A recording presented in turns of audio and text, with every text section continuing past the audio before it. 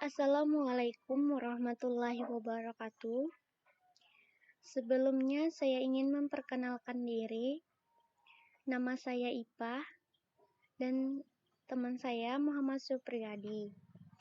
Di sini saya ingin mempresentasikan tentang strategi pembelajaran keterampilan bahasa Indonesia yang dibimbing oleh dosen pengampu Ahmad Humaidi, MPD. Materi yang akan dibahas pada video ini yaitu 1. Hubungan menyimak dengan berbicara. Yang kedua, strategi pembelajaran berbahasa lisan dan penerapannya melalui kegiatan bercerita dan dramatisasi kreatif. Yang ketiga, strategi pembelajaran bahasa tulis. Dan yang keempat, pembelajaran membaca pemahaman dengan strategi aktivitas membaca berpikir terbimbing. Nah, untuk materi yang pertama itu hubungan menyimak dengan berbicara. Pelajar yang tampak dengan serius menyimak belum tentu memahami isi simakan. Sementara itu, pelajar yang menyimak sambil melakukan aktivitas lain, misalnya membaca, ternyata ketika diberi pertanyaan, mampu menanggapi cerita secara tepat. Sebab itulah bagi Tomskin dan Huskisson dinyatakan demikian karena mendengarkan sebenarnya hanya merupakan bagian dari menyimak. Penentuan demikian sesuai dengan konsep bahwa dalam menyimak juga berlangsung kegiatan gagasan dan rekonstruksi makna sesuai dengan ungkapan, bunyi, ujaran, dan skemata. Nah, materi yang kedua yaitu strategi pembelajaran berbahasa lisan dan penerapannya melalui kegiatan bercerita dan dramatisasi kreatif. Menyimak dan berbicara merupakan keterampilan berbahasa lisan yang amat fungsional dalam kehidupan sehari-hari, karena dengan menyimak dan berbicara kita dapat memperoleh dan menyampaikan informasi. Dalam kegiatan komunikasi lisan, kegiatan menyimak dan berbicara merupakan kegiatan yang tidak terpisahkan. Oleh sebab itu, sangatlah beralasan apabila setiap orang, lebih-lebih siswa, dituntut keterampilannya untuk mampu menyimak dan berbicara dengan baik. Guru yang berpengalaman dan kreatif rasanya tidak akan mengalami kesulitan dalam memilih strategi yang tepat untuk melaksanakan tugas itu.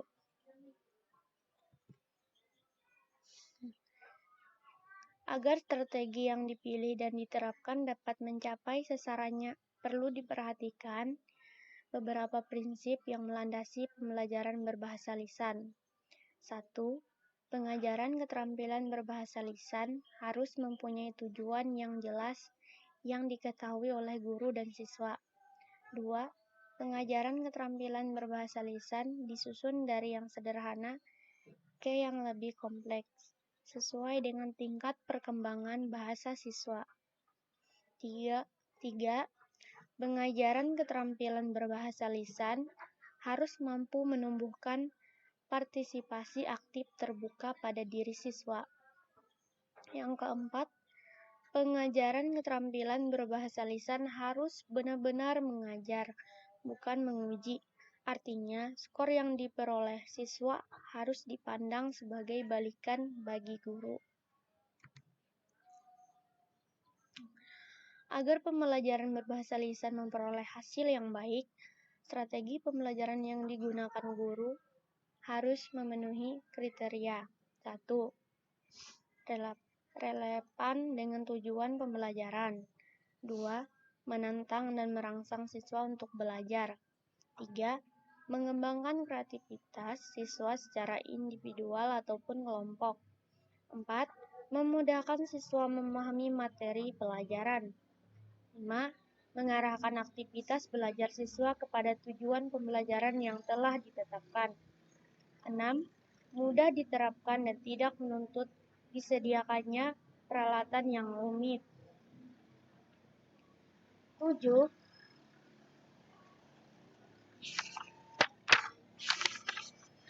Menciptakan suasana belajar mengajar yang menyenangkan.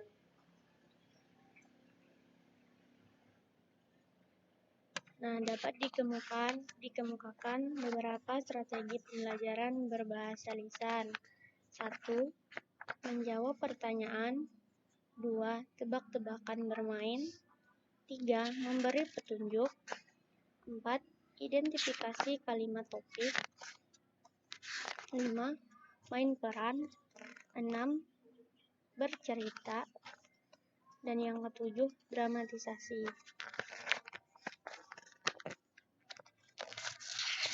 Nah, di sini saya akan jelaskan satu persatu. Yang pertama, menjawab pertanyaan. Latihan menjawab pertanyaan secara lisan berdasarkan bahan simakan sangat menunjang pengembangan keterampilan berbahasa lisan. Ada 5 pertanyaan yang perlu disajikan guru, yaitu siapa yang berbicara, 2. Apa yang dibicarakan, 3. Mengapa hal itu dibicarakan, dan yang keempat, di mana hal itu dibicarakan, dan bila hal itu dibicarakan.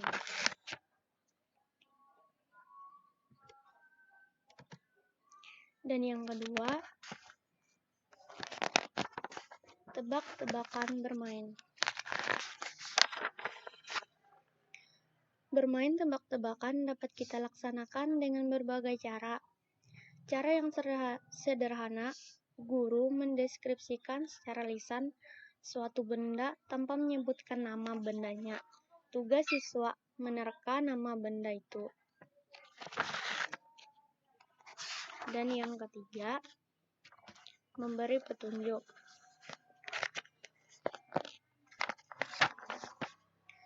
Memberi petunjuk seperti petunjuk mengerjakan sesuatu, petunjuk mengenai arah atau letak suatu tempat. Memerlukan sejumlah persyaratan. Petunjuk harus jelas, singkat, dan tepat. Siswa yang sering berlatih akan mendapatkan kesempatan yang luas untuk berlatih memberi petunjuk. Dan yang keempat, identifikasi kalimat topik. Misalnya, guru membacakan sebuah paragraf, siswa menuliskan kalimat topiknya. Dan yang kelima, main peran. Main peran adalah simulasi tingkah laku dari orang yang diperankan. Tujuannya adalah 1. Melatih siswa untuk menghadapi situasi yang sebenarnya. 2. Melatih praktik berbahasa lisan secara intensif. 3. Memberikan kesempatan kepada siswa untuk mengembangkan kemampuannya berkomunikasi. Dan yang keenam, bercerita. Bercerita menuntun siswa menjadi pembicara yang baik dan kreatif. Dengan bercerita, siswa dilatih untuk berbicara jelas dengan intonasi yang tepat, menguasai pendengar, dan untuk berperilaku menarik. Nah, dan yang ketujuh, dramatisasi.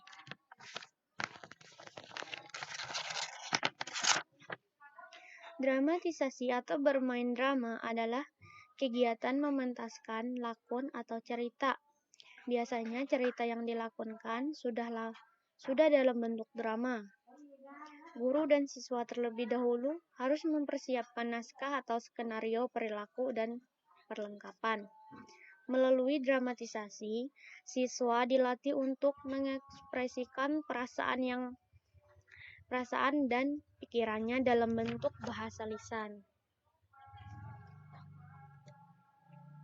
Nah, materi yang ketiga yaitu strategi pembelajaran bahasa tulis. Hakikat membaca. Pada hakikatnya, tindakan membaca terdiri atas 2 bagian, yaitu membaca sebagai proses dan membaca sebagai produk. Membaca sebagai proses mengacu pada aktivitas baik yang bersifat mental maupun fisik, sedangkan membaca sebagai produk mengacu pada konsekuensi dari aktivitas yang dilakukan pada saat membaca. Dan selanjutnya, tujuan membaca. Pembelajaran bahasa Indonesia di SD bertujuan meningkatkan kemampuan siswa berkomunikasi secara efektif, baik lisan maupun tertulis. Keterampilan membaca sebagai salah satu keterampilan berbahasa tulis yang bersifat reseptif perlu dimiliki siswa SD agar mampu berkomunikasi secara tertulis. Oleh karena itu, peranan pengajaran bahasa Indonesia, khususnya pengajaran bahasa Indonesia di SD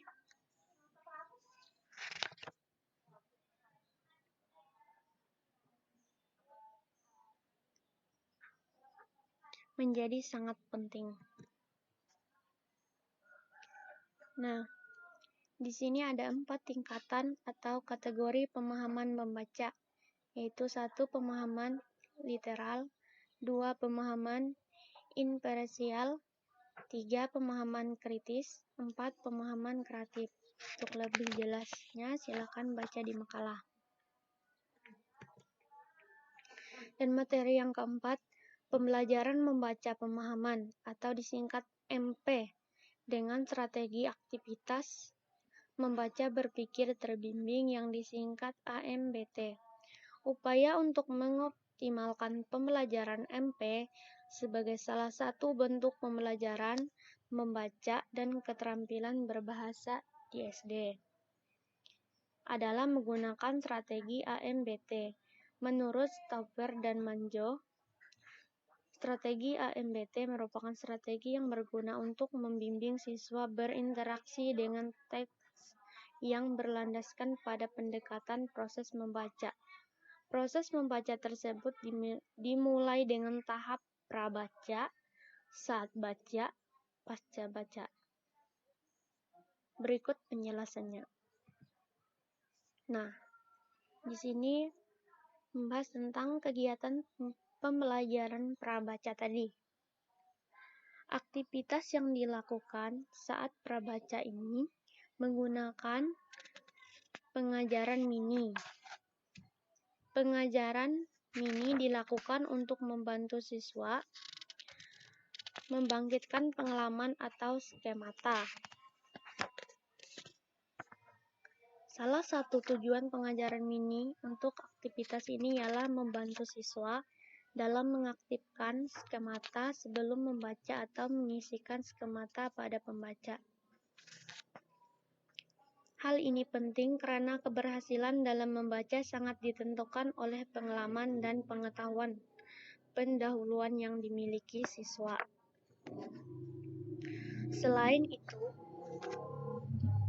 pengajaran mini yang bertujuan membangkitkan skemata ini dianggap penting karena aktivitas tersebut akan membantu guru dalam menciptakan iklim yang lebih kuat bagi pengembangan efektif minat, sikap positif, dan motivasi.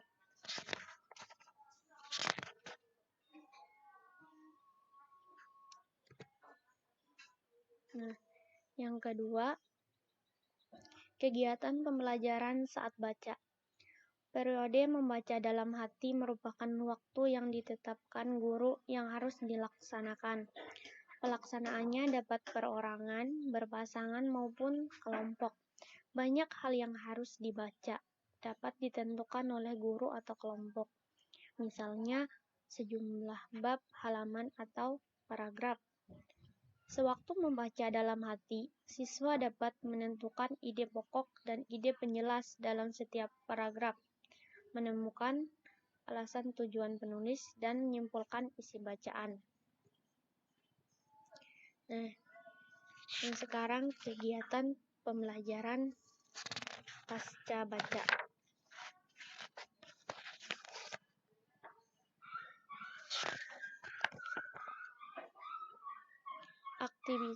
Aktivitas pasca baca adalah aktivitas pengajaran setelah siswa melakukan kegiatan membaca.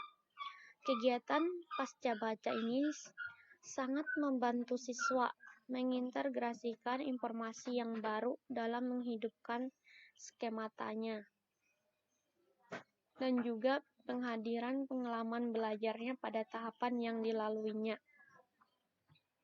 Pengajaran pada tahap pasca baca dilakukan dengan cara membaca ulang prediksi awal yang dikemukakan pada tahap prabaca, bertanya jawab untuk merevisi atau menguji prediksi awal, melakukan sharing atau hasil diskusi kelas, serta menjawab pertanyaan tingkat literal, inferensial, kritis, dan kreatif secara individu. Nah, kesimpulan dari presentasi kami ini ialah, dari uraian di atas dapat disimpulkan bahwa strategi pembelajaran bahasa Indonesia memiliki berbagai keterampilan yang bisa digunakan guru untuk mencapai hasil pengajaran yang sesuai dengan diinginkan. Keterampilan itu bisa berupa membaca, menulis, dan memahami, atau daya tanggap siswa dalam menerima pembelajaran. Siswa memiliki daya tanggap yang berbeda-beda. Ada yang lambat menerima pembelajaran dengan baik, dan ada yang cepat tanggap. Jadi, guru harus mengulang-ulang hal tersebut dengan berbagai macam strategi tadi supaya mendapatkan hasil dan kemajuan yang baik terhadap siswa. Nah, sekian dulu presentasi dari kami ini. Kurang dan lebihnya kami mohon maaf. Sekian dan terima kasih. Wassalamualaikum warahmatullahi wabarakatuh.